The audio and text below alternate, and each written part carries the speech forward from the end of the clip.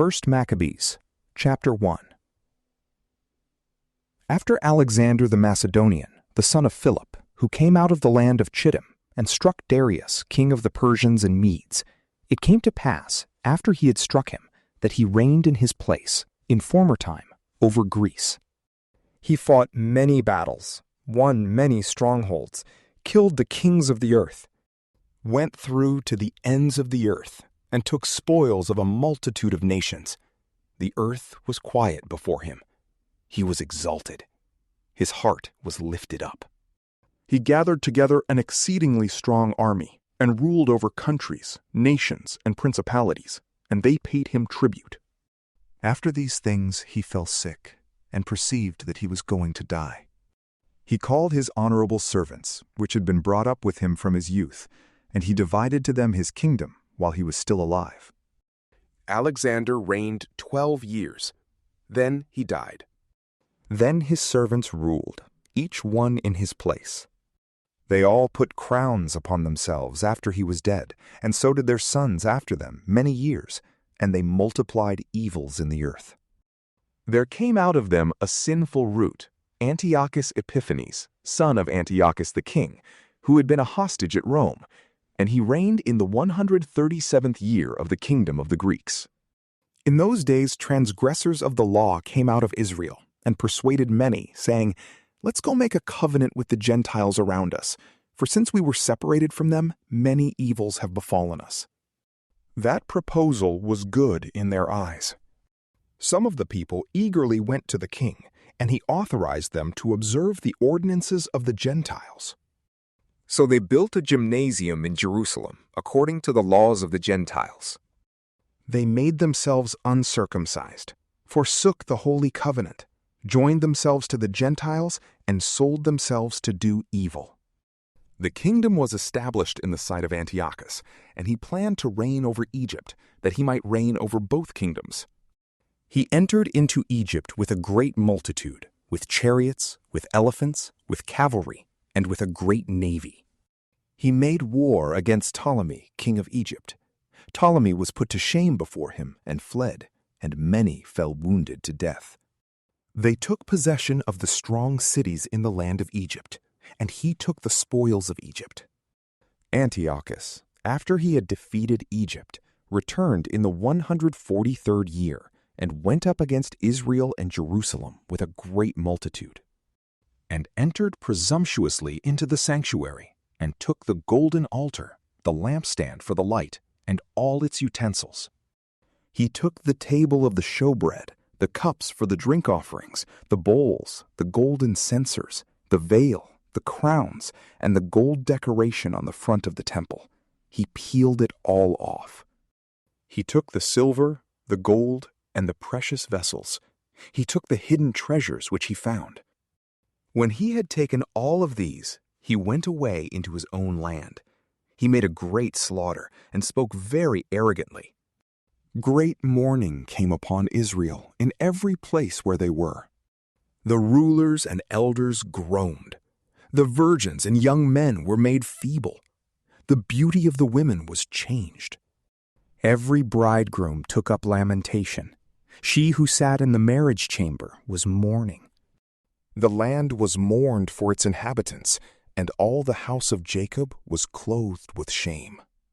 After 2 full years, the king sent a chief collector of tribute to the cities of Judah, and he came to Jerusalem with a great multitude. He spoke words of peace to them in subtlety, and they believed him. Then he fell upon the city suddenly, struck it very severely, and destroyed many people of Israel.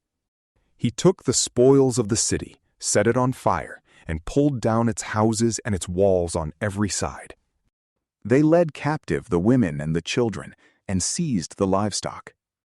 Then they fortified the city of David with a large, strong wall and with strong towers, and it became their citadel. They put a sinful nation, transgressors of the law there, and they strengthened themselves in it. They stored up weapons and food, and gathering together the spoils of Jerusalem, they stored them there, and they became a great menace. It became a place to lie in wait against the sanctuary, and an evil adversary to Israel continually. They shed innocent blood on every side of the sanctuary and defiled the sanctuary. The inhabitants of Jerusalem fled because of them. She became a habitation of foreigners. She became foreign to those who were born in her, and her children forsook her. Her sanctuary was laid waste like a wilderness. Her feasts were turned into mourning, her Sabbaths into reproach, and her honor into contempt. According to her glory, so was her dishonor multiplied, and her exaltation was turned into mourning. King Antiochus wrote to his whole kingdom that all should be one people, and that each should forsake his own laws. All the nations agreed, according to the word of the king. Many of Israel consented to his worship, sacrificed to the idols, and profaned the Sabbath.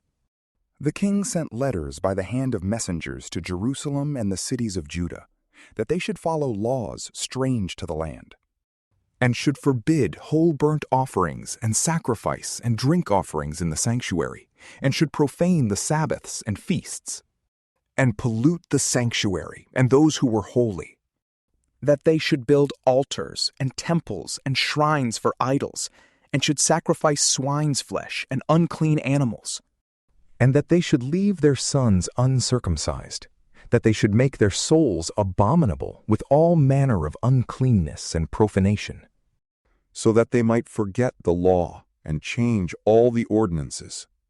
Whoever doesn't do according to the word of the king, he shall die. He wrote according to all these words to his whole kingdom. He appointed overseers over all the people, and he commanded the cities of Judah to sacrifice, city by city. From the people were gathered together to them many, everyone who had forsaken the law, and they did evil things in the land.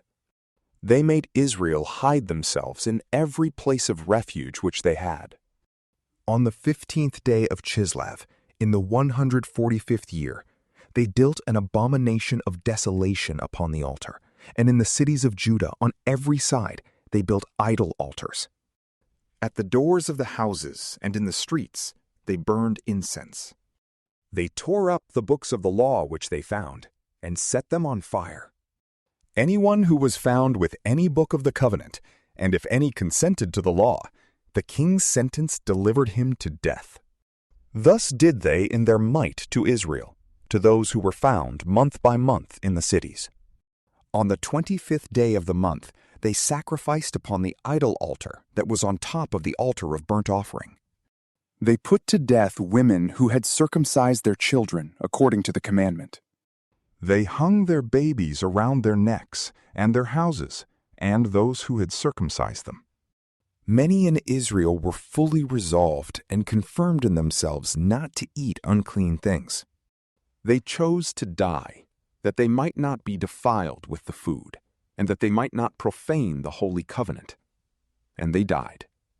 Exceedingly great wrath came upon Israel. From PrayLamp, peace be with you.